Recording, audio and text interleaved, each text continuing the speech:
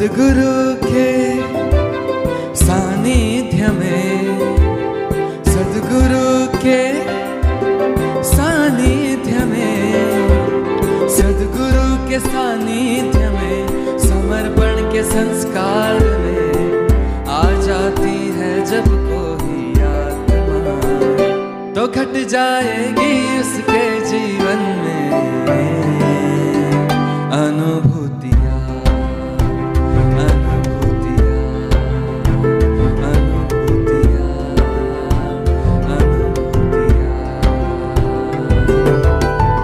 आओ हम सब मिलकर बाटे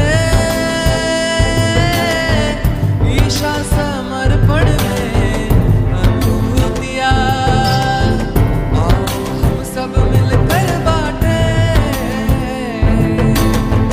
ईशा समर्पण में अनुभूतियाँ।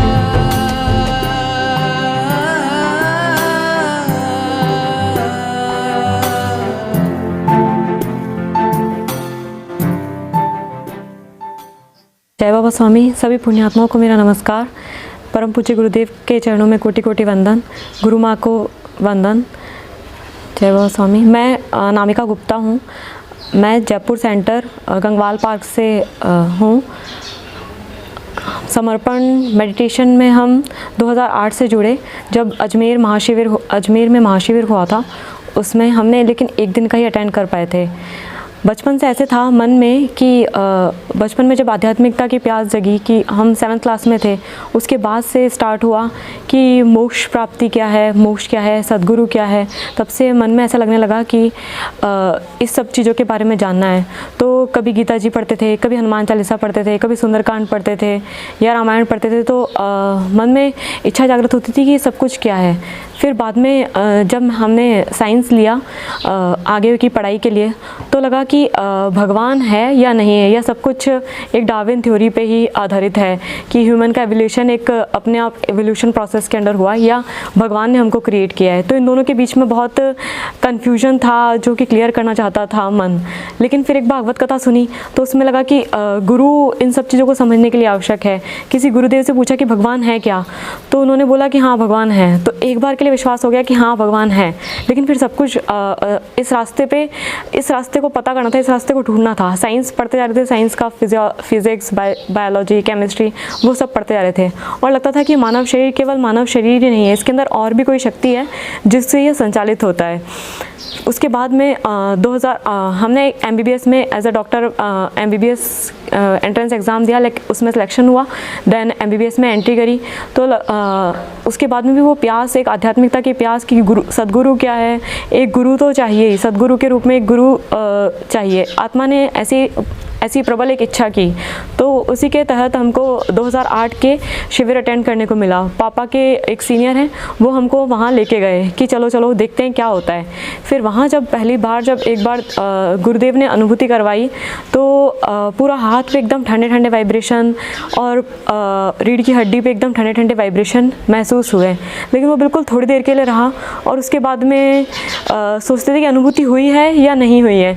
इसका भी ज्ञान ठीक से नहीं हो पाया था, क्योंकि गुरु बोलते किसी और स्तर पे हैं और शिष्य समझता किसी और स्तर पे है। तो वो सब जानना था। लेकिन हाँ, ये था कि ज़रूर कि एक सद्गुरु के साथ में एक कनेक्शन हो गया था। फिर हम अपना पढ़ाई करते रहते थे और पापा दूसरी जगह रहते थे। तो वहाँ पर जब पापा मेडिटेशन के लिए जाते थे तो वहाँ CD चलता था। वो CD जो है हम मोबाइल के कनेक्शन के थ्रू पापा से, जब पापा वो सुनते थे तो मोबाइल ऑन कर देते थे, तो मोबाइल के कनेक्शन के थ्रू हमें भी सुनने को मिल जाता था। उसमें से इतना चैतन्य प्रवाहित होता था कि हमें वो हमेशा सुनने का मन करता था। 7 से 7:30 बजे वो सुनने का मन होता ही था। और वो सुनने की ऐसी कोशिश रहती थी कि हम उस समय मोबाइल से कनेक्ट होकर के वो सुने। देन फिर धीरे धीरे इच्छा हुई कि हम अपने हॉस्टल में ही ये स्टार्ट कर दें या हॉस्टल में कुछ स्टार्ट हो जाए। देन वो इच्छा शक्ति के रूप में एक हमने जयपुर में शिविर कंडक्ट करवाया। देन वो शिविर के अंदर पूरा 8 दिन का संचालन किया, 8 दिन के लिए उसमें अटेंड किया। देन उसके बाद में हमारे हॉस्टल में हमने स्टार्ट कर दिया। मतलब केवल इच्छा शक्ति करने से ही सद्गुरुदेव खुद चल कर के हमारे पास आए। उसके बाद से लगता था कि हम जब भी चल रहे हैं तो हम खुद चल नहीं रहे हैं, सदगुरु ने हमें अपनी गोदी में उठा के रख रखा है। लेकिन फिर कुछ परिस्थितियाँ ऐसी बन गई कि जयपुर छोड़ करके हम दिल्ली चले गए, वहाँ पर हमारा ध्यान पूरा ठीक से हो नहीं पाया और कभी कभी अनुभूति होती रहती थी, लेकिन पूरी तरह से रेगुलरली ध्यान मेडिटेशन नहीं हो पाता था। देन वापस से हम आगे और पढ़ाई के लिए जयपुर आ गए। तो जयपुर में फिर सेंटर पे जाना रेगुलरली स्टार्ट किया, रेगुलरली ध्यान करना स्टार्ट किया। आत्मा को इच्छा शक्ति हुई कि हम गुरु कार्य से जुड़ें और ध्यान रेगुलरली करते रहें। तो जब भी इच्छा शक्ति करते हैं तो गुरु कार्य अपने आप ही आ जाता है कि आप ये प्रचार कोई पूछता भी नहीं है, लेकिन फिर भी अपने मन से इच्छा होती है और अचानक से सामने से ऐसा गुरु कार्य दिखता है कि हाँ ये तो हम कर सकते हैं। कि चलो कहीं अभी रिसेंटली ऐसा हुआ कि जयपुर में मालवीय नगर में एक शिविर होने वाला था, तो उसके लिए थोड़े दिन पहले ही पता चला कि ये शिविर होने वाला है। उसके बाद में हमने जो संचालक थे उनसे पूछा कि हम आ जाएं क्या आपके पास में गुरु कार्य करने के लिए। तो फिर वहाँ हम गए और आसपास के घरों में प्रचार किया और उनको बताया ध्यान क्या होता है, ध्यान क्यों करना चाहिए,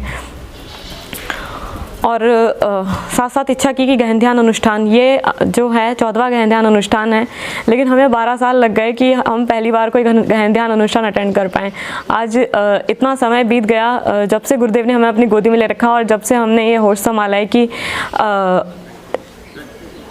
आत्म साक्षात्कार क्या है।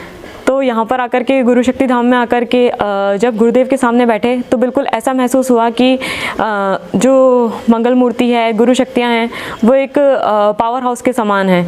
बस हमें उससे कनेक्शन करना है। कनेक्शन हमारा 2008 के अंदर हो गया था, लेकिन उसके साथ में वो स्विच हम कभी ऑन करते थे, कभी ऑफ़ रखते थे, तो लाइट जलती ही नहीं।